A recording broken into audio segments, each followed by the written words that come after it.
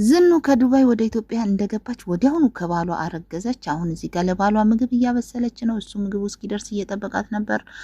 ምግቡ ደረሰ። አብረው በሉ። እጅ ለእጅ ተያይዘው ወክ እያደረጉ በእግራቸው ወደ ማሳቸው ሄዱ። እዚህ ማሳቸው ጋር አታክልታቸውን ውሃ እያጠጡ ምናምን ነው። ከዛ ፍሬሽ ነገር ነው የሚበሉት። አታክልት ሁሉ ነገር ከጓሯቸው ነው ዝኑና ባሏ።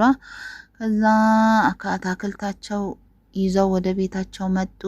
እዚህ ጋር ዶሮ እርባታ ዶሮ ያረባሉ። በጣም እንቁላል እየለቀመ ነው ባልየው። እዚህ ጋር ከብቶችን ውሃ እያጠጣ ነው። አንዳንዴም ቤት ያጸዳላታል፣ ይጠርግላታል።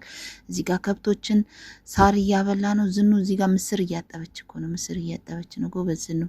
ከዛ እዚህ ጋር ሻይ እያፈላች ነው ለባሏ። ሻዩ ፈላ። ቁጭ ብለው ይኸው ሻያቸውን እየጠጡ ነው። ዝኑ መውለጃዋ የተቃረበ ይመስላል። ቤቢ ሻወሯ መቼ እንደሆነ አላቅም። እና ያውላችሁ የኢትዮጵያ ኑሮ እንደዚህ ነው። በጣም ደስ የሚል ሰላማዊ ኑሮ ነው እኮ የገጠር ኑሮ።